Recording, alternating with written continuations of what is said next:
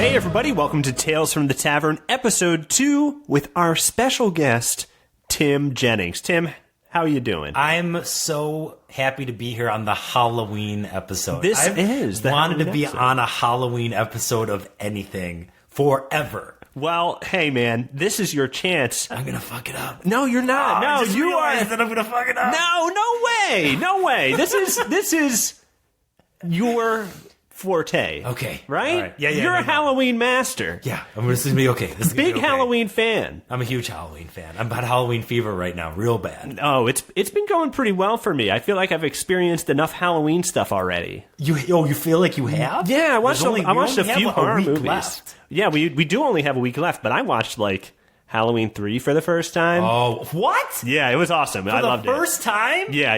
Oh man, I feel like I have to tell you something, but I'm not sure if you want to get into it right now. Throw it at me. Okay, so I went to Halloween Horror Nights here in Los Angeles. That's right. Okay, yeah. And they have a house there, a Halloween house, which is really great. It's based on the Halloween. I think like all the Halloween movies. And we were in line for it. They were playing the Silver Shamrock jingle. Yeah. And we were speculating. We're like, do you think they're going to have like an Easter egg in here for Halloween 3? Because the whole house was Michael Myers themed. But we're like, maybe they'll have a Halloween 3 something in here. I hope they do. Well, keep your eyes open. Well, because it's only recently come into being a cult favorite of the series, right? Oh, yeah. There's like a new appreciation for it. I would say this year is a renaissance for Halloween 3. I was walking down the street after I saw Halloween 3, and a dude was wearing a Halloween 3 shirt. I was hoping you were going to say a dude was wearing a Halloween 3 mask, and then a TV went on in front of him, and crickets started crawling out his my God. Spoiler alert, guys.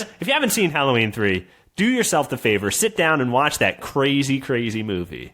Yeah, it's really something. I understand why it's a cult hit. And I am myself a fan of it, but I've seen people saying they think it's the best Halloween movie, and I'm like, that's kind of nuts. Well, that's a crazy thing to say because the first Halloween movie really set the standard for that kind of genre, right? It gave birth to the whole slasher, exactly. Right? There's no way that it's better than the original movie. But you were at Universal Halloween Horror Nights, right? Yes. So you're in line for the Halloween house. We finally get inside. It's great, by the way.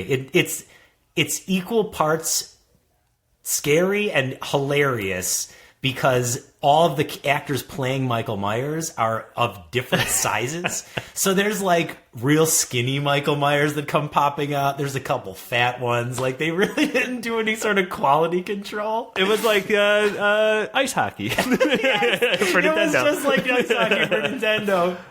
So you're going in. So we go in, and you're walking through a house basically. A house set, and Michael Myers is popping out. And then we got into this kitchen area, and we see coming at us out of the corner a little person wearing the witch mask from Halloween 3. And we stopped, and we just started applauding this character, whoever they were. And they didn't really know what to do, so then they just stopped trying to scare us and just started nodding and giving us thumbs up. We were like, all right. But then from behind us, another little person in the skeleton mask came running up and shook a can of coins at me and scared the crap out of me. That's awesome that he shook a can of coins at you. Did you call him a scarictor? Yeah, scarictor. Okay, that's what they're called there? That's the job. And I know that because I was one. Oh, really? Yeah. In 2007, I worked at Universal Halloween Horror Nights as a scarictor. What was your scarictor? I was a clown. I was part of a group of clowns. Okay. Because the icon character that year was this character Jack, who is like a scary clown. He's just like a crazy clown. He's kind of like Jack Nicholson's Joker a little bit, but like crazy clown. Say no more, man. So he was the main character, and we were like his clown posse, his insane clown posse. Were you like hype clown when like he murdered dudes? You went all out. I would off when he murdered people. But we all had chainsaws. Oh, okay. And this really gruesome clown prosthetic makeup, and it was super fun. But I would probably never again in my life do it because it was so grueling. It was really physically taxing. Oh. Running around all night with your face covered in a prosthetic mask and carrying a chainsaw. It was a full motor, full of gasoline, real chainsaw, just without the chain on it. Those things are heavy. Yeah, they're heavy. And just running around breathing in that mask. It probably didn't help that I was a smoker at the time, too. But every night I'd get home from there and I was beat up and just beat and tired as shit constantly. So it was a fun job, and it's cool now to be able to be like, oh yeah, I did that weird job. But it was, at the time, it busted me up pretty good. That was not your first performance job like that. You worked at the Jungle Cruise, didn't you? No, I didn't, but I worked at Disney World. Did you work Jungle Cruise at Disney World, right? No, I didn't. I worked on something called The Land, which if anybody who's ever been to Epcot has probably been to The Land. It's a boat ride that goes through greenhouses. And I stood on the end of the boat and talked about agriculture, basically. Okay. When I found out that was my assignment, it was a real bummer. I actually made a joke to my brother when we were driving down to Florida to move there that I was like, watch, I bet I'll get that boat ride in The Land. And that is exactly what I fucking got. I couldn't believe it. How long did you have to do that? I only worked there about 6 months. It was their college program. So 6 months is a long period of time. I guess, yeah, half a year. To have to talk about nature. Yeah. I mean, it was ultimately it was fun, but like I wanted to get somewhere. I wanted to work at the Haunted Mansion or at the Jungle Cruise, like somewhere where you get to kind of have fun and it's like, people are going there not expecting to learn about agriculture, but like to have fun. Yeah. Kids are on that ride going to learn about agriculture, and they're not having fun. They're not having a good time. Do you know the best crowds were? Brazilian tourists, because they would bring their own tour guides and who spoke Portuguese. And so I would just stand on the boat, and then the Portuguese tour guide would do the whole tour. I don't know what he was saying. I don't know if the facts he was relating were accurate, but he seemed to know what he was talking about. But then without exception, at the end of the tour, they would point over at me, say something, and I would get a round of applause. And it's only occurred to me now, years later, that he might have been fucking busting ass on me and I didn't realize. No way. He was probably like, props to my driver, my captain. And you were like, hey man, somehow you did this whole job. Props to you, tourist guide. But hey, enough about tourism, man. About tourism. We got prompts here. Very Halloween prompts. Yeah, really good Halloween prompts. Blood packs and night watchmen. Oh my god! Well, who knows what could happen on the Night's Watch? I'm getting the creeps just thinking about this. Speaking of the creeps, man, favorite Halloween costume you ever got to dress up as? Oh man, my favorite. You could do kid and adult.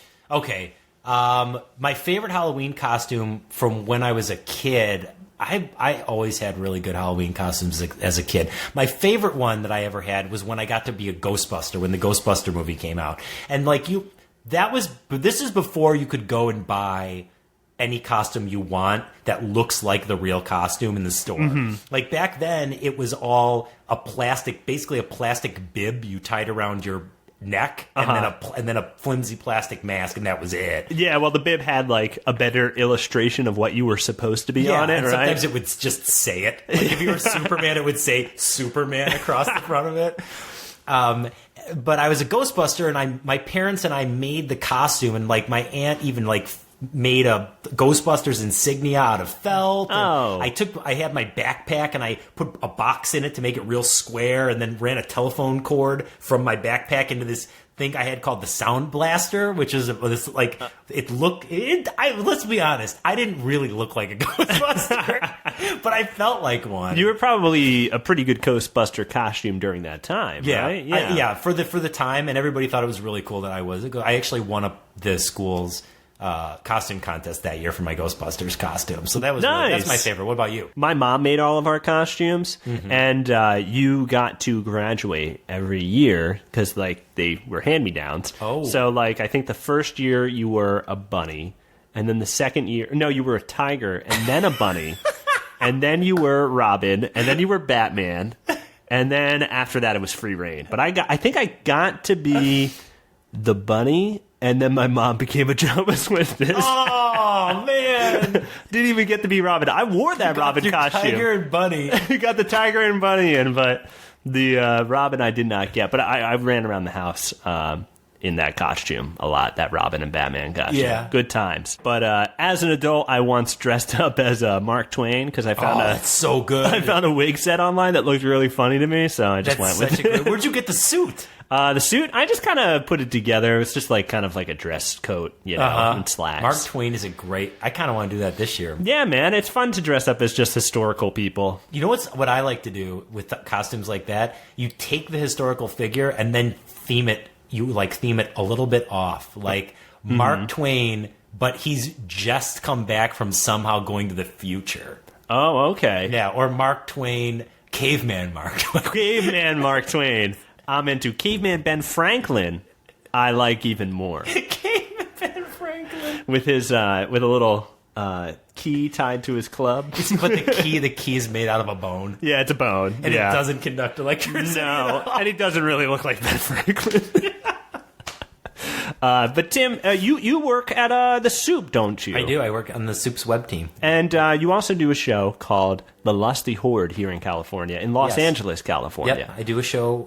It's an improvised science fiction and fantasy show. Sometimes we go into a lot of the time we go into horror as well. Because the four of us are my friends Dave, Andy, and Kevin. We're huge fans of all those genres, and we got started doing the show because we love to watch really terrible, like VHS 80s kind of action fantasy sci-fi movies together. And so we were like, well, why don't we do a show where we just make them up? And so that's the gist of the show, is like you're basically going to see a completely improvised, made up, terrible, bad 80s action or sci-fi or fantasy movie. It's a great time. I've seen it a couple times. You. When's your next show? Actually, it's tomorrow. Well, this is going to be out on Wednesday, so you will have missed it by 2 days. No. We do shows at a theater called the West Side Comedy Theater out here in Los Angeles. It's out in Santa Monica, and we do them there Monday nights at 10 o'clock on the fourth Monday of every month. So fourth Monday of every month, you can come and see us at the West Side at 10 o'clock. And it's a great show. And usually the crowd there on that night is pretty good, too. So it's a fun time. They can also find the Lusty Horde online, isn't that right? lustyhorde.com. And we're also on Twitter and Facebook and all those places, like everybody is. If you just search the Lusty Horde. People be on Facebook these days. You could like that page and have a great time. You know what? You could like it. You could also, maybe even of more interest, you could follow the Lusty Horde on Twitter, because what I've been doing lately is I've been posting character of the day, and I've been making up original Lusty Horde characters every day, and like just sending out like a little blurb about who they are and what they do. And I love that. Yeah, it's pretty fun. What's the handle for Twitter? It is just, I believe it's just Lusty Horde. At Lusty Horde. Yeah. Okay, great. Well, hey, man, we're in your realm right now, isn't that right? We're in Stonesrealm. Stonesrealm. It's the realm I created, and we've had a few stories from Stonesrealm. That's already. right. And the tavern in Stonesrealm that we are in right now is a tavern called the Gnarly Goblin. The Gnarly Goblin. Yeah. I love that name. I chose it because it's... Well, you didn't choose it. It exists. I chose us to be here. Oh, okay, There's a lot of taverns. Yeah, we could have went to anywhere, right? Yeah, but this one is... I like this one for us because it's safe, generally speaking. There's a lot of bad things that happen in Stonesrealm. Mm-hmm. You have to sort of think of it as like... And it's a place where somebody tried to take over, and it went wrong for them, and the hero who stopped them, but because of this, it's almost worse than it was, because now it's just chaos. And so anything can happen to you at any moment. Except in the Gnarly Goblin, you basically have it. It's full of sort of like roguish people. Okay. So you've got a lot of people you don't know. They could be off to plot something. It could be a warlord. You definitely have like orcs and dark elves in here as well. You know everybody's packing something.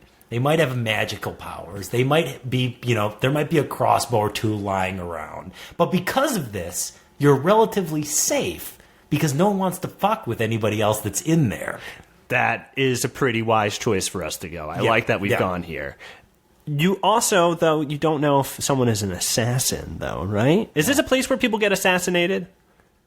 Yes. Okay. Yes, I mean, how many? How I often? didn't want that how, to come out. How often? Usually, how one often? person a night gets assassinated. Okay, that's not that bad for one Stones person a Realm. night's a pretty good ratio. And for the most part, it's like someone who deserved it. Mm-hmm. Like, you look at them and you're like, I can see why. Yeah, you don't get assassinated in Stonesrealm unless you deserved it for some reason. I'm not going to say the reason was a good one. No. I mean, you might get murdered for no reason. That happens pretty often in Orcspire. You might get kidnapped, turned into a creature, forced to join an army as a conscript for no reason at all, just because you were walking down the street and you're a chicken farmer. Wow.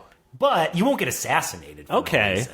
Well, that's kind of an adventure. It's Concept? it's always an. You know what? That's a good positive way to look at it. You would do well in Stonesrealm because part of it, you have to stay optimistic in Stonesrealm. Yeah, you have to keep your head up. Well, I'm excited to revisit that land once more. Why don't you tell us your tale of blood packs and night watchmen? All right, let's get into it. Let's do this.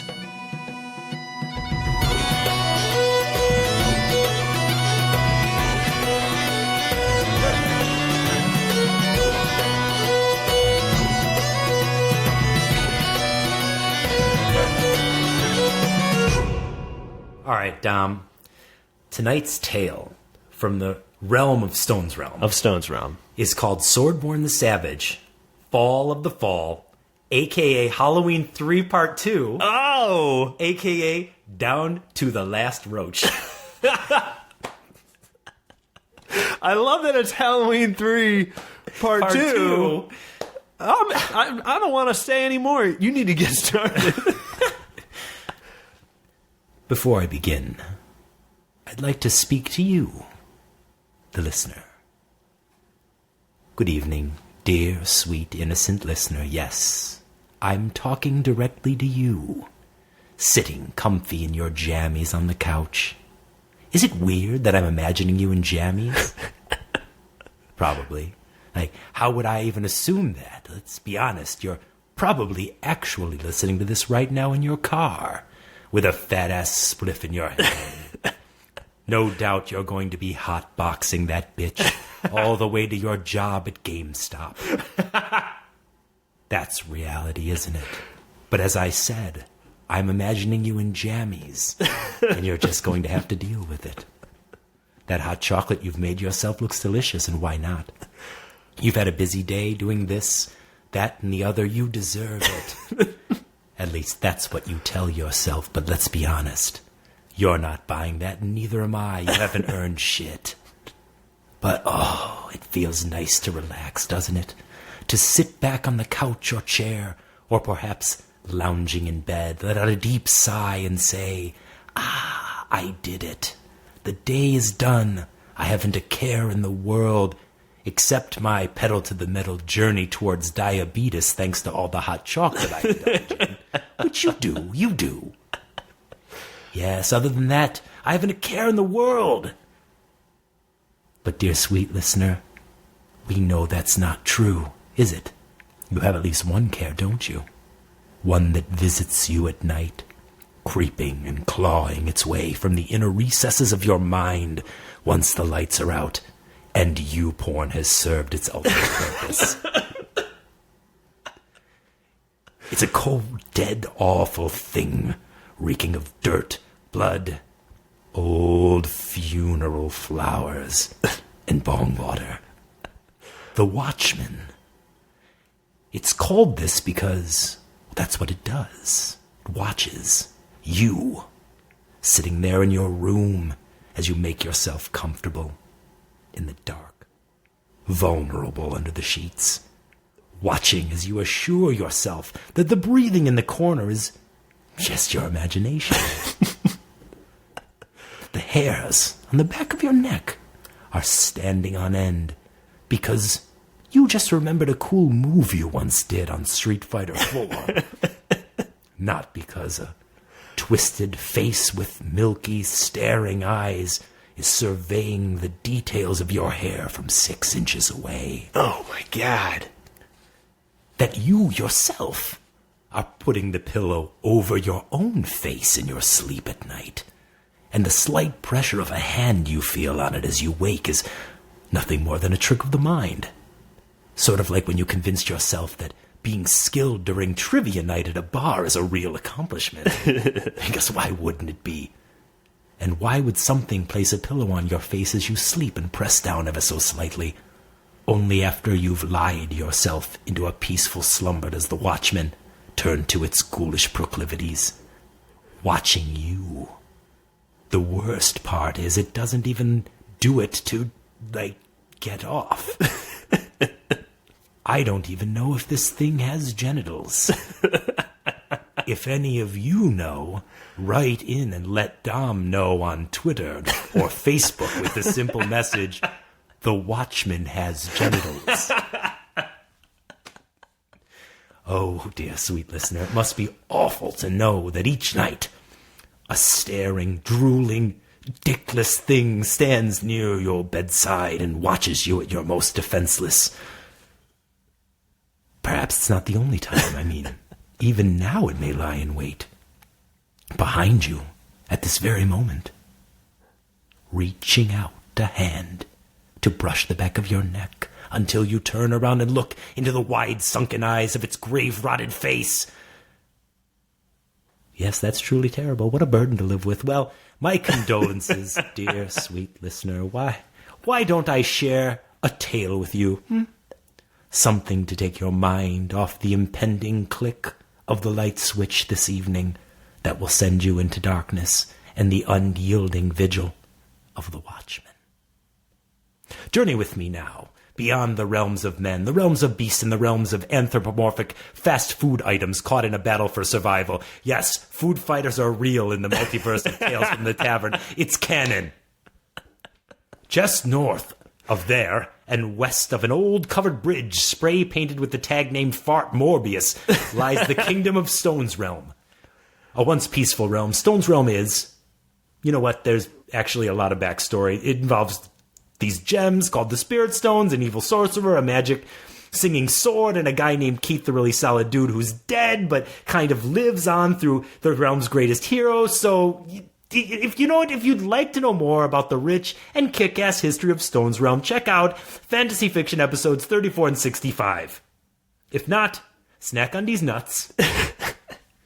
And yes, I did spell nuts with a Z, right, Dom? That is right. I can see it right from here. I really showed him.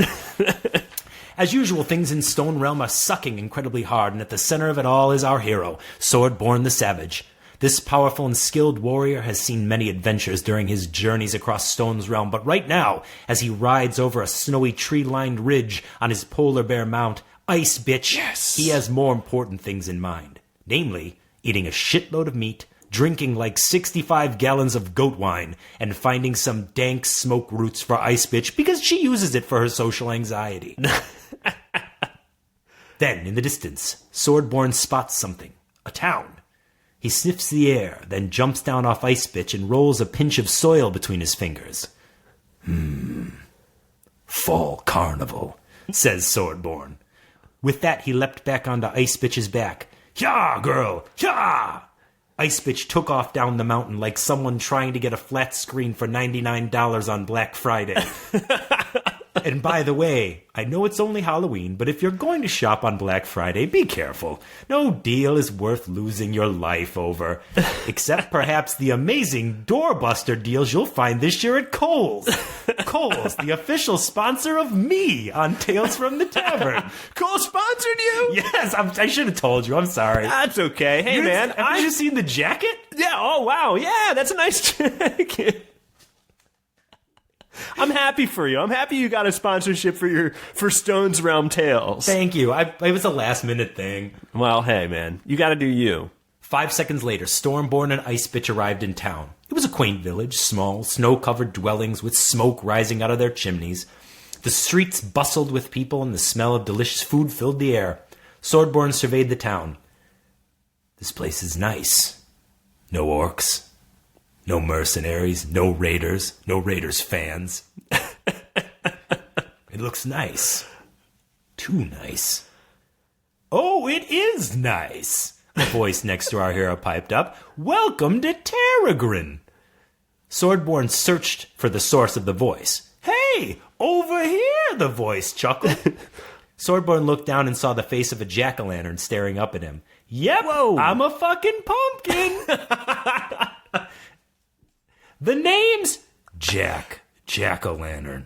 Swordborn finished his sentence.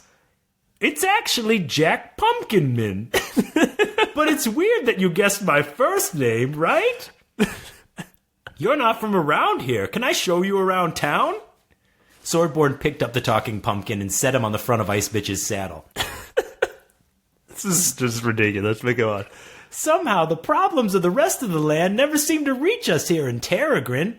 We've got everything you could ask for here. Plenty of food, goat wine, and smoke root so sticky and icky it'll make your dick fall right off. And guess what? You're just in time for our fall carnival.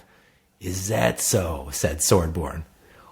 Well, no, Jack replied. I mean, your dick won't really fall off, because who'd want to smoke that? Smoke root that would actually make your dick fall off? No thanks. I heard one of the kids who hang out by the armory say it once. Sounded cool to me, so now I say it. Truth be told, Shut up, said Swordborn. All these things you speak of, food, goat wine, and smoke root we need, then rest, then supplies. No problem. Next stop, the Golden Steed. The Golden Steed was a pub at the end of town. It was nice as far as small pubs go. Kind of like when you find a Chili's in a small town and it's like, oh, okay, well, at least we know this is here. Well, I guess this is where I leave you, said Jack sadly. Can we buy you some of whatever the fuck you drink? Swordborn offered. No, replied Jack, but since you offered, there is something you can do for me. Hold me up close to your ear. Swordborn raised the pumpkin to his ear. Just have a good time and enjoy our wonderful town. Terragrin sounds so sweet. He wants him to have a good time. He's a nice guy. Okay. We shall, pumpkin friend, replied Swordborn.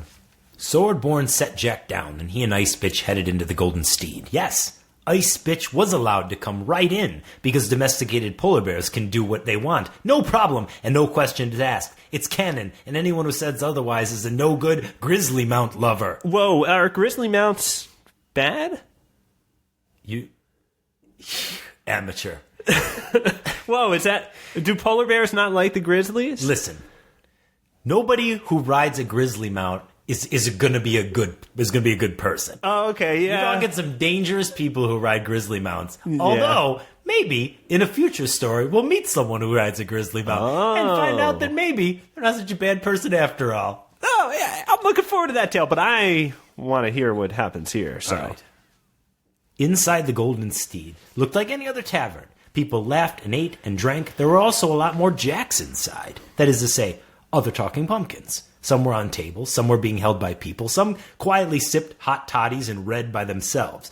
Swordborn wasted no time in ordering a cask of goat wine, 2 whole racks of dire pig ribs, and some stanky danky for Ice Bitch. Despite the jovial tone of the room, Swordborn couldn't help feeling that something was off. Everything was delicious, and it made Swordborn feel better than he'd felt in a long time. He looked across the room at a mirror and surveyed himself. I'm yoked as shit, he thought to himself. God damn, wow, fuck yeah.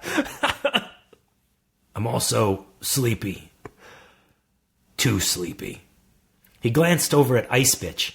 She took a puff from a hookah and nodded at Swordborn as if to say, yo, my social anxiety is totally fine right now, bro.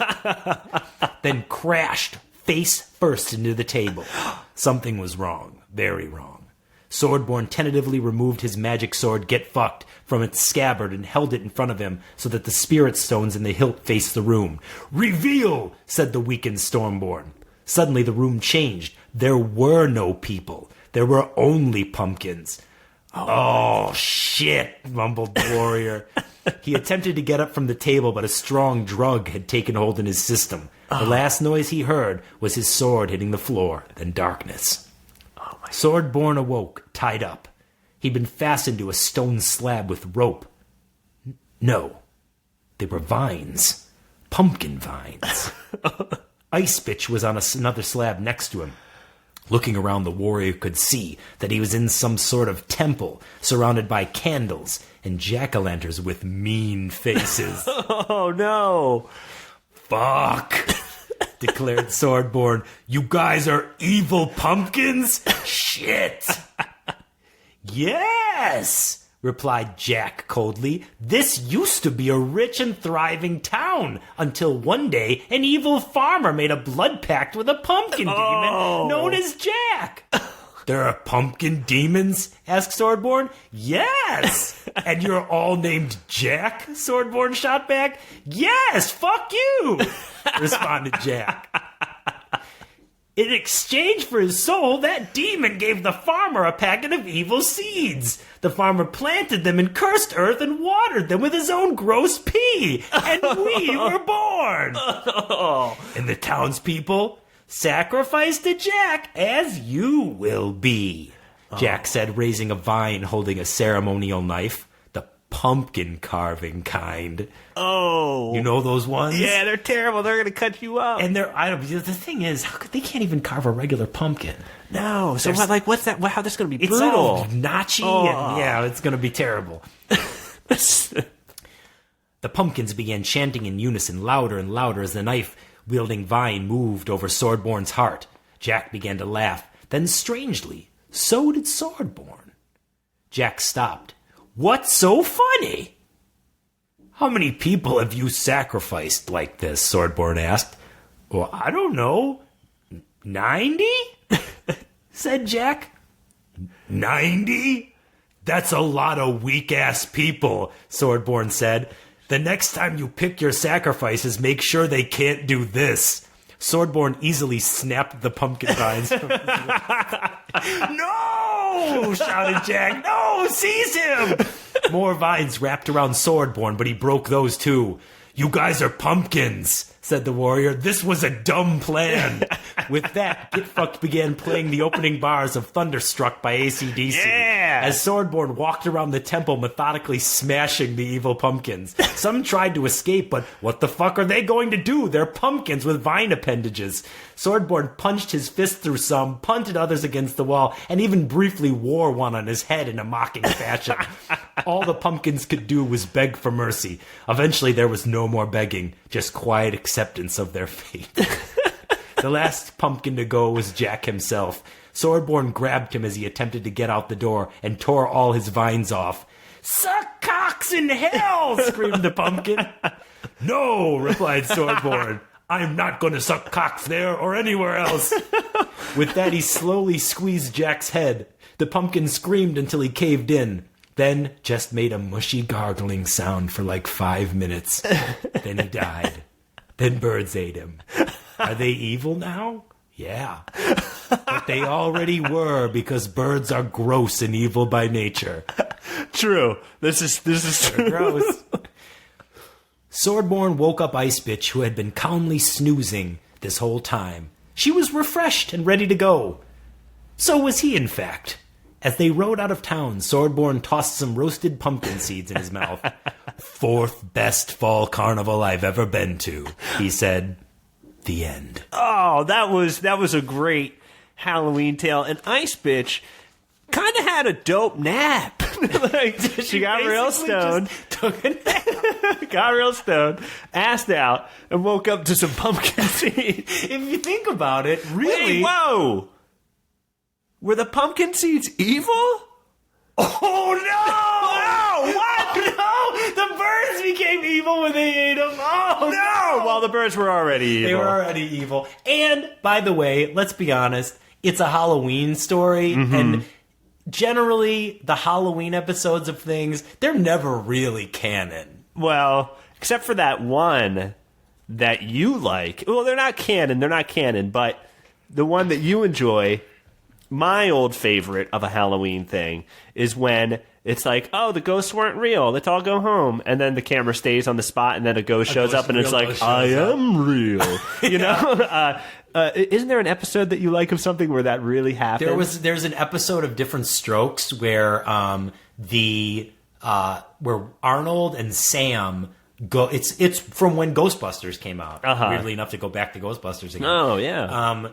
And they go to this old apartment building, which why would the kids go into an abandoned apartment building? I try to break into like an abandoned movie theater a few times. Okay, it happens. And so they go to this old apartment building thinking they're going to find ghosts because they heard it was haunted, and then they really do.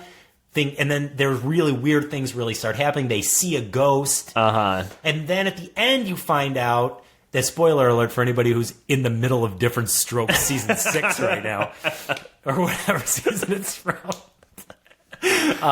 They find out it was a guy who wanted to make people think the apartment was haunted so that no one would buy the building or something like that. I forget why. So they find this out. Everyone leaves, and then as the credits roll, this organ or piano down in the basement where they were starts playing a song, and it's like, wait, is it really haunted?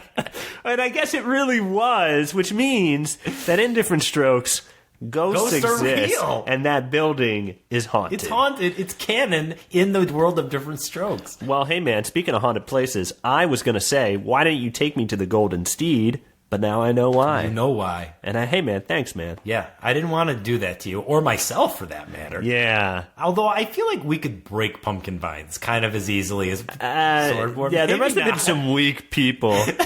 My favorite detail was that he peed on the seeds. Watered them with his evil farmer pee. Yeah. That's the only way. I mean, you don't know.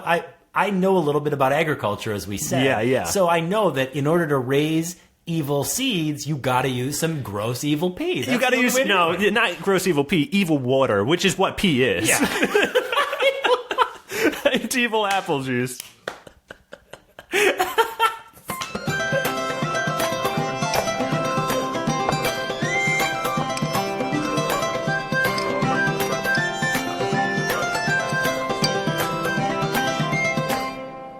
All right, Tim, you ready for my tale of blood packs and Night Watchmen? Yeah, I hope so. Okay, all right. I don't know. Well, okay. hey, man, I'll just tell the title, and you can tell me if you're ready or not. Okay, all right. The title is called The Ghost Ship of Captain Bloodbath. Oh, no, I'm not ready. All right, we're going. No. It was a stormy night on the seas of Orkspire, and a pirate ship known as the Eliminator. Also, a ZZ Top album. Oh, thanks for and the it looks a lot like that. The car that's on the cover. Wait, the ship looks like ZZ Top's car? That cool car. That's also a spaceship. Well, there's a fantasy version in it. It's a ship in the ocean. The Eliminator was determined to push through the weather. On the ship was Captain Machete Bloodbath and his crew of evil pirates. A known terror on the open sea. They were ruthless. They loved to kill. Hell, they fished for sport. Blood sport. They didn't give a goddamn, and they weren't going to anytime soon. Isn't that sort of the pirate credo in a way? Don't give a goddamn and never do it don't intend on it. Yeah. But on this night, Bloodbath and his crew were on an impossible mission. They were hired by a necromancer to kidnap the Wood Elf King's daughter from other pirates who had already kidnapped her. Whoa. Not to mention that it was hurricane night. One night a year that hurricanes get to run wild on the open sea with no holds barred. Mother Nature can be a real bee, you know what I'm saying? The craziest part about that is that the hurricanes, they do adhere to that rule. Like, they wait until hurricane night, and then they go balls out. They'll be like, what are you going as for hurricane night? I'd be like, I'm going as like a real big hurricane. But the plan was just ruthless enough for Bloodbath to accept. The reward was high. One spin on the fun wheel back at the Necromancer's Cove. All the prizes were awesome, and one of them was a PlayStation 2. If they couldn't pull it off, they would be damned, cursed to return from the grave. Bloodbath cut his palm open way too violently and shook hands with the Necromancer, binding their contract in blood. The crew was relentless. Bloodbath slaughtered the other pirates, successfully kidnapped the princess, and was returning back to the Necromancer's Cove. And Bloodbath was feeling lucky. Oh, no. But you're right. It was hurricane night, and hurricanes were going buck wild. One big one was coming right for the Eliminator. Bloodbath ordered his men to fire cannonballs at the storm. That just pissed it off. Oh, no, bad plan. The hurricane ripped apart the Eliminator's sails as the wind lifted the entire boat and crew into the storm. The pirates continued to fire cannonballs into its eye as the hurricane lifted the ship higher and higher. Then it jackknife powerbombed the Eliminator onto a giant rock formation. Bloodbath and his men all died instantly. Yeah, you don't get away from that. No. The elf princess was blown to safety by a good gust of wind. Wait, by good do you mean powerful enough or good as in friendly? Good as in friendly. I was like, this one's good. I'll get you right out of there. Right this way, Your Majesty. Here we go. Thanks. Back home. By the way, that hurricane's name was Hurricane Skip, and nobody messed with Skip after that shit. Bloodbath and his men were damned not only for the blood pact, but for the evil they reigned on the seas of Orkspire. They were cursed to return from the dead, but they were given the choice of returning as either a skeleton or a ghost, since they were evil. It's a tiny perk, but different folks have their preferences, so it's kind of important. Yeah. So, like, if you're evil and you die, you come back. Yeah. But since you were evil, you can choose. So I would like to know the pros and cons of both before choosing, I think is what I would say. But I think I'm saying that because I'm not evil. Yeah, well, evil people, I feel like they're making their decisions just off the cuff. Yeah, probably in anger. Yeah. I'm going to say ghost. Yeah, I'm going to say ghost, too. I don't want to be skeleton. I want to fly. Yeah, I don't want to be skeleton. I don't want to be bound to the ground. Get out of here. And it is said, once every Halloween, the Eliminator rises from the ocean to terrorize the sea for another night, said Ulag the Orc, a deckhand on the Daddy Wagon, an orc privateer ship. And tonight is the anniversary of that night, he continued. God. The first anniversary. And I know there's been no reports, but this sounds like some OG ghost shit. And I think we should be careful. It's rare that you get a fresh ghost story like that. 1 year ago. 1 year ago, he's like, look, I think Tonight's we should be the first night. I mean, I would probably maybe dock for the evening. Yeah. No precedent set. You're just taking your life in your own hands. You are doing this to yourself.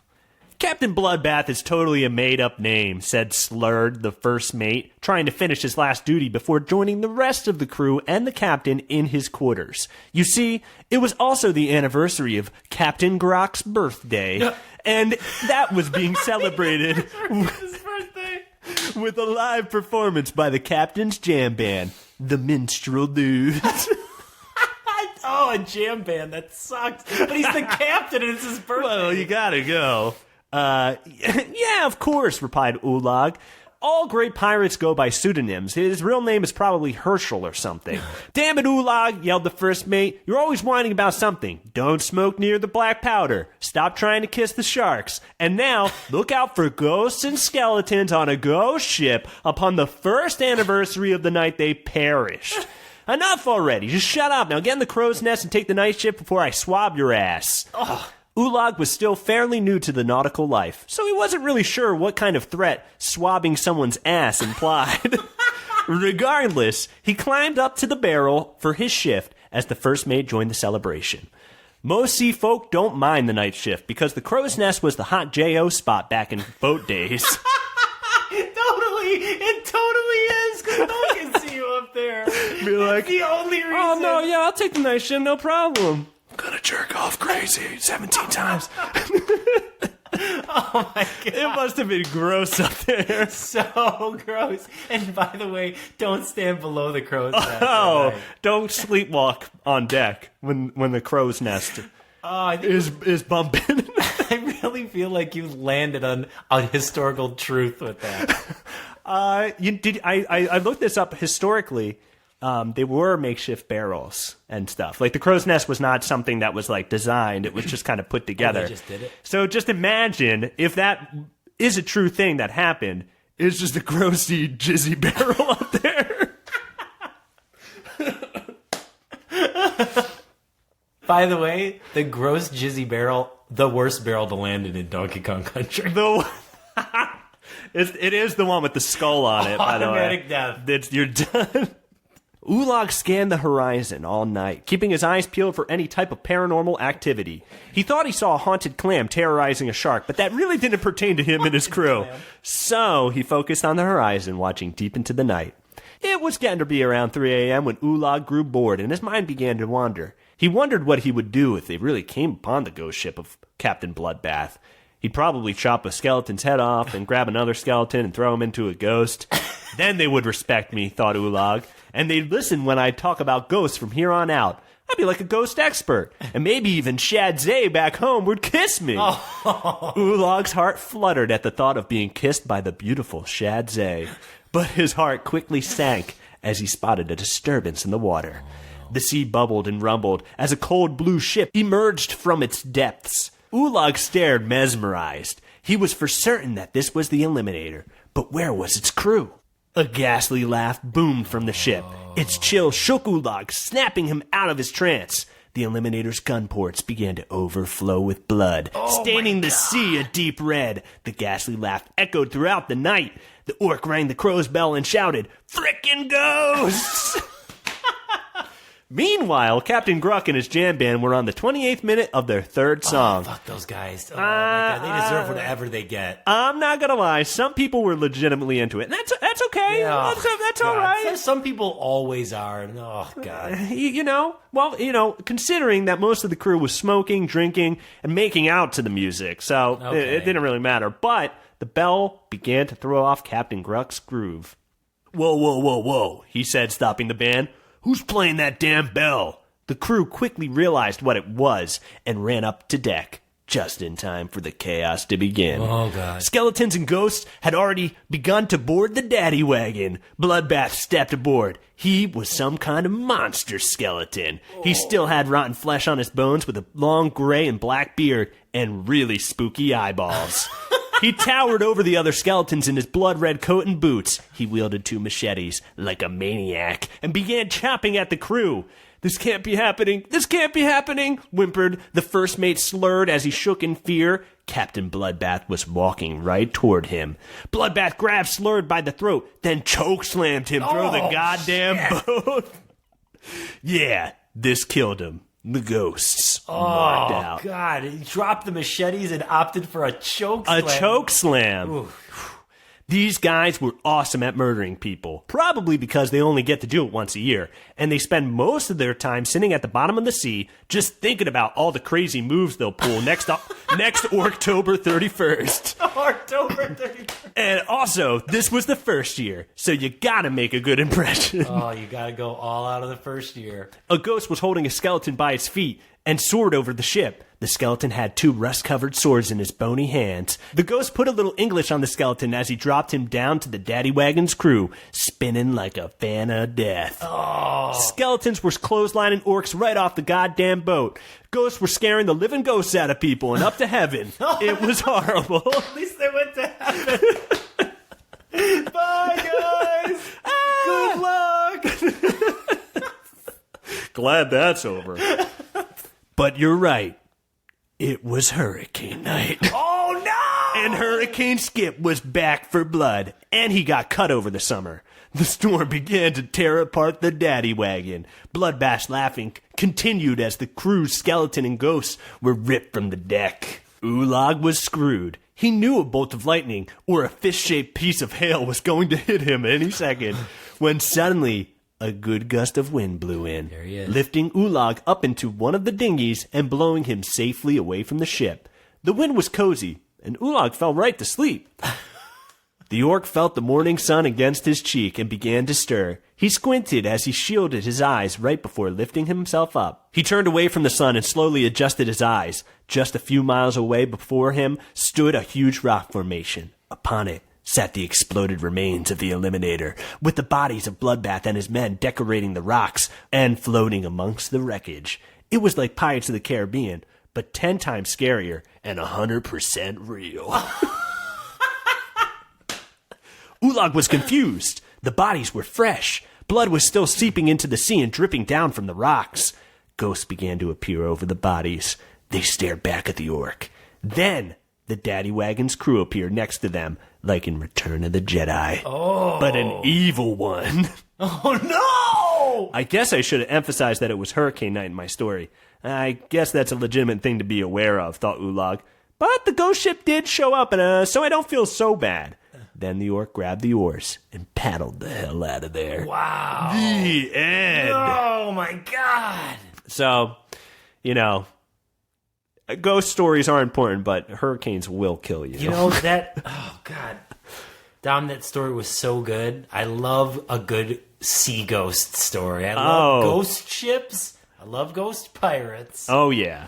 And I love that in Orcspire, the sea and the supernatural all must obey rules about when they can do it. Oh, yeah, no, you can't just show up whenever you want. Nope, gotta wait, guys. Not tonight, I'm just going to say this right now. If you work on a boat and it's Halloween and you have work, call in sick. Okay? Yeah, don't. Even if you're on the boat, don't go up on the deck. You know what's the best sea ghost movie ever? What? The Fog. You know what's funny? I wrote this story to the Fog soundtrack. Whoa! Because I was like, you know what? I haven't seen The Fog. I really want to see it. You haven't? Yeah, I love John Carpenter and all his films, except for the ones I haven't seen, like The Fog.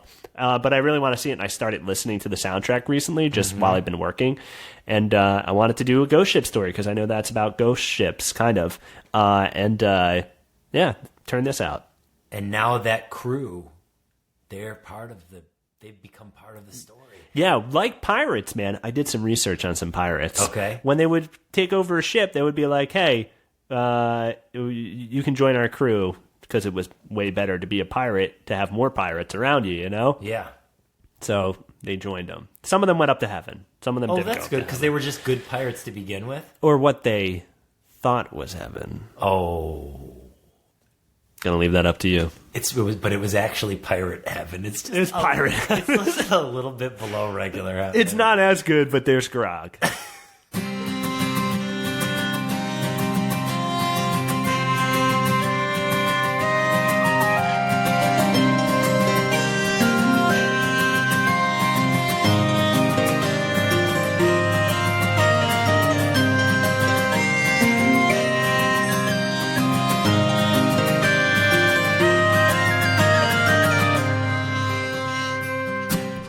Tim, I gotta say, man, thanks for taking us by the Gnarly Goblin. I feel like I had a great time. Yeah, and you felt safe for the most part. Good. That was my whole goal. That was my goal, was for us to feel safe. Yeah, I felt safe. You know why?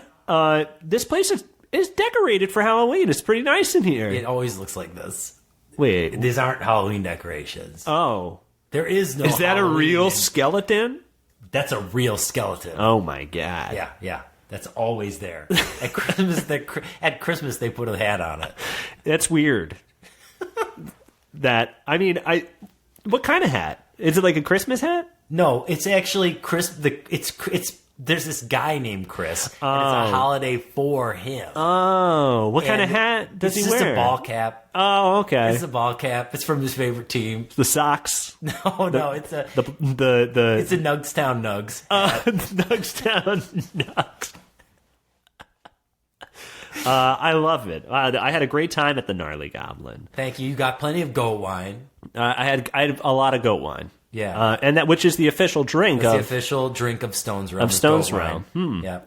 Do you know how goat wine's made? Would you like to know how? I would love to know. So it's just like regular wine, except that it's made from these really sour berries. Okay. And goats actually make it. Like goats work. They open their own businesses. They have goat wine breweries that are only worked by goats. Oh, that's It sort of was started kind of like Homeboy Industries here in Los Angeles for a lot of out-of-work goats. They're like, let's make goat wine, and it took off. That's great. Yeah, I love hearing stories like that. It's inspirational. It's a lot better than what I thought it was. Okay. Where it was like people just walk on the bodies of dead goats until it turns into some kind of liquid. That's what it used to be. You know what? I'm glad times has changed. The recipe changed. Yeah. The recipe's different now. So Swordborn is our hero here with his mount. Yes. His companion Ice Bitch, the polar bear. Yes. Now next time we visit Stonesrealm, we're probably going to hear another story about Swordborn, right? Yeah, that's sort It's of basically the adventures of... It's his adventure, yeah, wherever that ends up leading him as he travels across Stonesrealm. I really like writing installments just about one character who has to deal with, sort of like writing a saga of this just one person. Oh, yeah. You get to stop by any point in their travels. Yeah. Go way into the future, maybe, if I want to. Like, I could visit Old Man Swordborn at some point. And Old Lady Ice Bitch. Yeah. I like that. If they make it. You never know what's going to happen, man. Well, I guess we're going to have to stick around for when you return. Yeah, see you in a year. Are we going to pay... Once every Halloween. Every Halloween, I emerge from my pumpkin patch. You know what I was thinking about recently is that Halloween stores are kind of like... They're kind of their own haunt, right? Did you say Halloween stores? Stores, yeah, because they haunt like old Kohl's, you know, It's true. It's true. They are like ghosts, and they show up and they have the smell and they're there for a little bit, and they send out their coupons, you know, come and get your stuff, you know. They almost show up without warning, overnight, and then they're gone. Did you notice this year there haven't been as many? As many Halloween stores? Yes. Yeah, that makes sense, I guess, right? With people...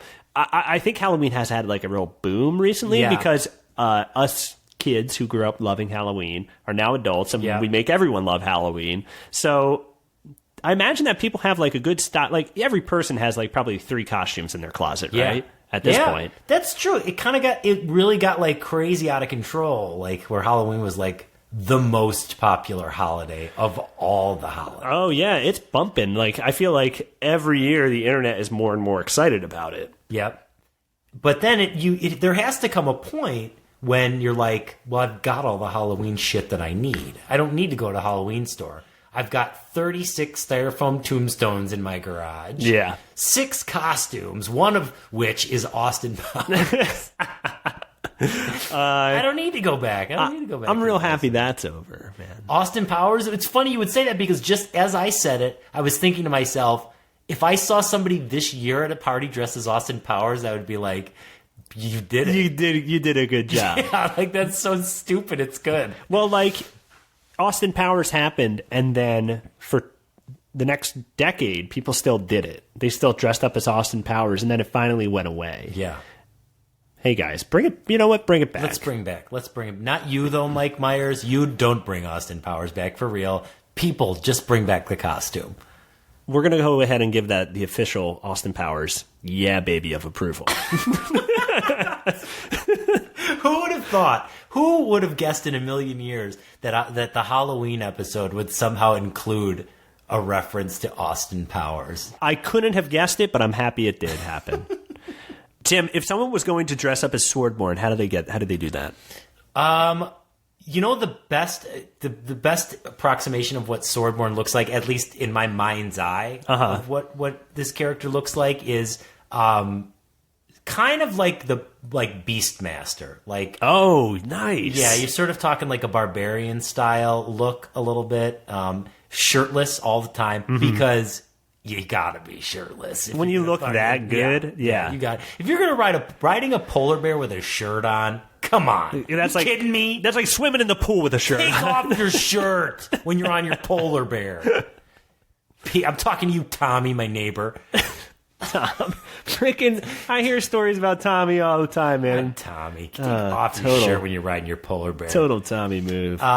And then the most important parts, I think, of a Swordborn the Savage costume is definitely having this is get fucked is the most important. His sword get fucked. The sword with the spirit stones. How many stones? There's 5 spirit stones. Are they different colors? Yeah. What are the colors? Do you know offhand? Blue, yellow, pink, red, and green. And what would you say the green stone embodies? Oh, wow. I think the green stone... You know what? I'm going to stop you, because we'll have to learn about that probably, right? Well, yeah, whenever there's definitely going to be an episode... there's definitely going to be a story in the future where you find out about the Spirit Stones, about their powers, and what they can do. Because Swordborn has not aside from them turning him into Swordborn, the Savage, they have not played that large a role, except that he's run into people that are trying to get them from him. So at some point, he's going to have to learn how to utilize them. He sort of utilized the power of the sword and the stones in this episode to reveal the magic that was at play. I love some, like, unveiling magic. Good scene. He used his sword to do it, and a great device. Love it. And a sword with magical powers built into it is also a really cool thing, I think. Oh, yeah. It's not just a great sword, it's a sword that can do things. Mm-hmm. So someone wants to dress up as Swordborn. No shirt. Shirtless. Got to have a sword with some stones in it. Yep. You heard him. I mean, 5 of them. Don't go out of your way to, like, if you want to go out there and you want to wear some cut-off jean shorts and gym shoes, but just get a sword and run around your neighborhood shirtless, you did it. You did it. You did it. You are Swordborn. Yeah. And for Ice Bitch, if you have one of those old Coca-Cola bears, take the Coca-Cola out of their little paws and put that on your shoulder. Rub a little fake blood on the muzzle, and that's it. That's all you need. You know, hot box it maybe. Get it stinking right. Your Coca-Cola bear costume.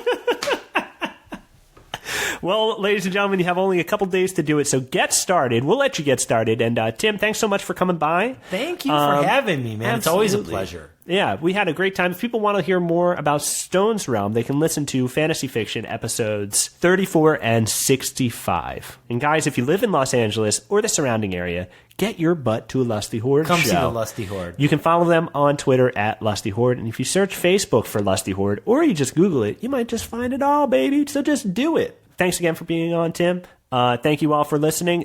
Tim, how do people say goodbye to each other here at the Gnarly Goblin? They say, be safe and war well. Whoa! And then they go...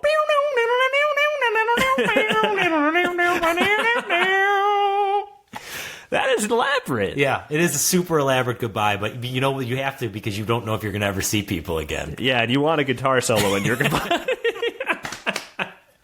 Well, folks, war well. We'll see you next time. Have a good Halloween. Happy Halloween. Happy Halloween. Be safe, guys.